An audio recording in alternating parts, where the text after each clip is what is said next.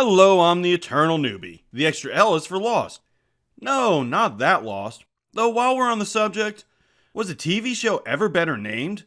Because I watched it when it came out, and even watched it again a few years ago on Netflix, I think, and I still have no clue what's going on. Lost, as in, after a game of Call of Cthulhu, I'm even more lost than I was before. Confused? Well, so was I. Before I tell you the story of my first Call of Cthulhu game, you know the drill. If you enjoy this story, check out my others. Leave a like if you feel so inclined. Also, subscribes are always appreciated. I'd never played Call of Cthulhu before, but always wanted to. So when a one-shot appeared, I jumped right on it. For those of you not familiar with Call of Cthulhu, it's a tabletop role-playing game based around the writings of H.P. Lovecraft. It's a darker version of our world filled with impossible madness-inducing monsters and cults. I'm sure there's more to it than that, but like I said, lost. Before I begin, understand that I am very new to Call of Cthulhu, so I may get some rules wrong and not explain things exactly right. This was a small group. One guy couldn't make it, so it was just one other guy, who I'll call Muscles, and me. I was playing a doctor. Call me Dr. Newbie. Look, Pops, I'm finally a doctor like you always wanted. And you said gaming was a waste of time. We start in the guy who wasn't there's apartment in Massachusetts as old friends getting together for Christmas Eve. I'll call him Archie.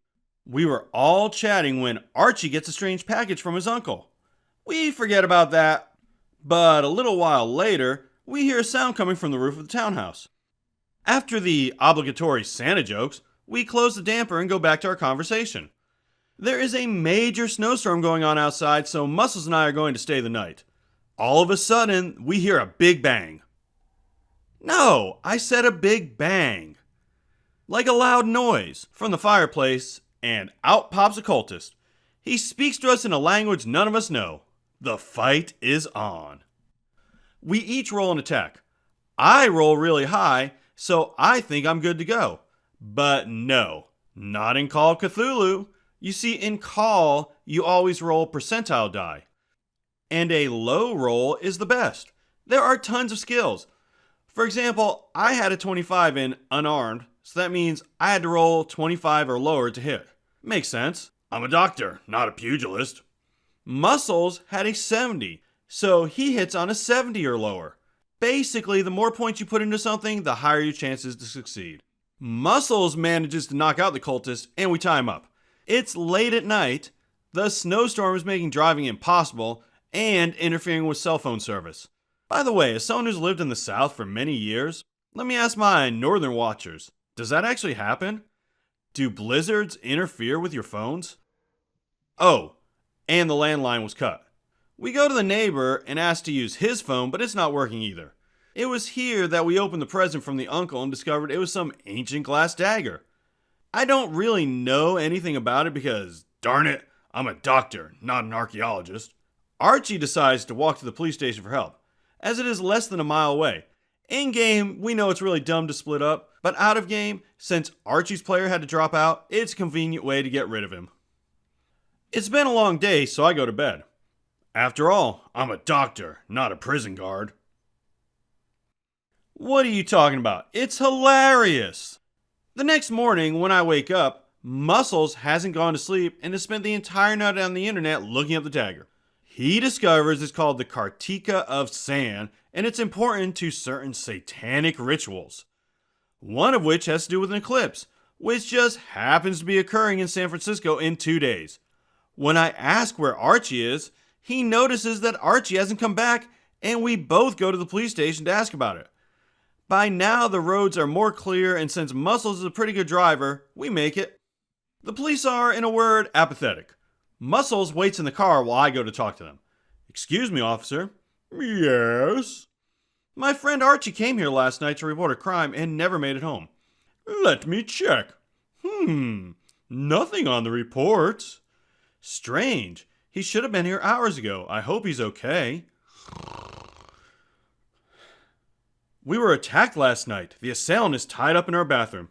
Oh, how nice for you. I'll try to get an officer down there in a few hours. Try? Maybe you don't understand, we were attacked last night. The assailant is still tied up in our bathroom, and my friend who came to report it is missing. Look, sir, there was a major snowstorm last night. I tried to get an officer to help you. It's Dr. Newbie, and I don't know what kind of podunk operation you are running here, but as a taxpayer, I demand you send someone right out. Look, Doctor, we'll get someone down there as soon as we can. Okay, officer, thanks a lot. Fine, go away. What can I say? I'm a doctor, not a salesman. On the way out, we spot Archie's jacket in the park across from the police station. It's covered in blood and some strange sticky substance. We inform the police and head home without much confidence. They do show up at the apartment, take our statements and the cultists, then leave. But not before they inform us they found Archie's body in the park, strangely bloodless. Muscles is convinced we have to get to San Fran. In and out of character, I'm a bit lost. I have no idea why he thinks that. I just figure he's probably played a few of these games and that's how it goes.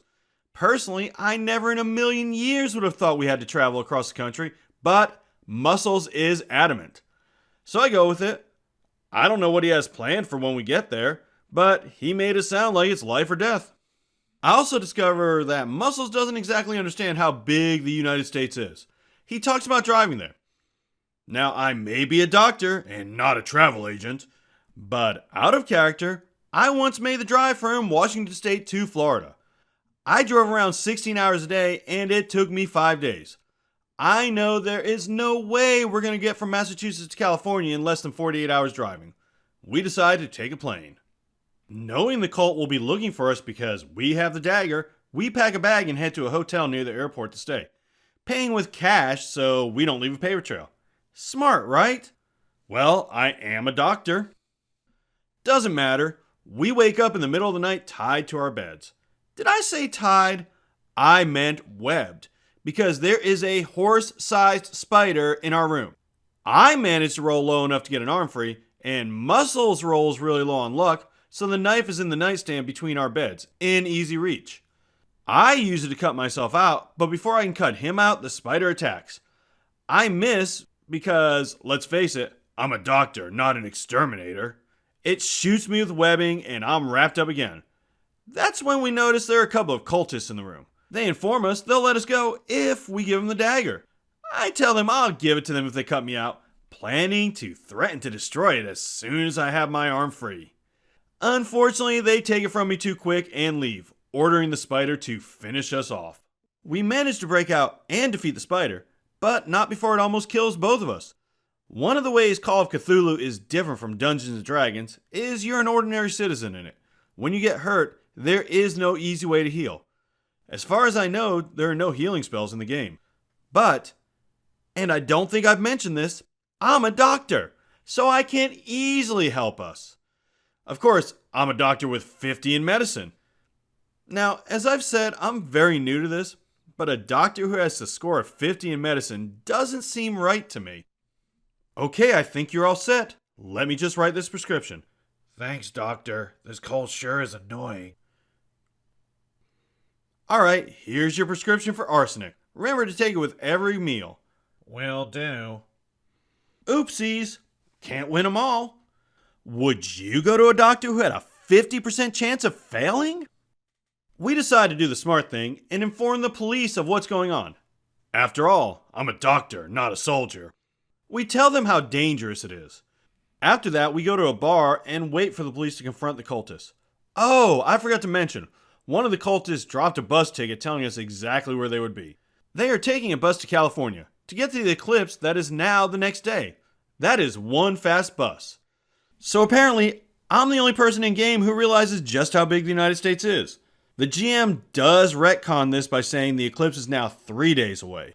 We're at a bar a few blocks from the bus station and hear a bunch of explosions. Then we see a bus go speeding by with like 5 cultists on it. We jump into the car and follow them, calling the police to let them know where the bus is.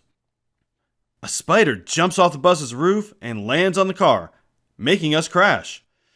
We manage to defeat it, but the bus gets away. The police never find it, and a few days later, during the eclipse, the skies open up, and all kinds of horrible monsters appear from portals.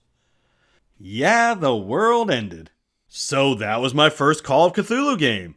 We failed to stop the cultists and the world ends. Not bad for a newbie. You know, other than letting the whole world be destroyed. After the game, we found out all we had to do was destroy the dagger. I still have no idea why he wanted to go to San Francisco, but it's not like I had a better plan. Now that I think of it, I may have said something about hiding the dagger from the cultists, making sure they didn't get their hands on it. But the other guy was afraid of the curse, so I don't know, break the curse in San Francisco? I really should have asked, because it's still bothering me. Thanks for watching. Have you ever played Call of Cthulhu? Did it turn out as well as my game? Let me know in the comments below. And as always, play your character. Don't let your character play you.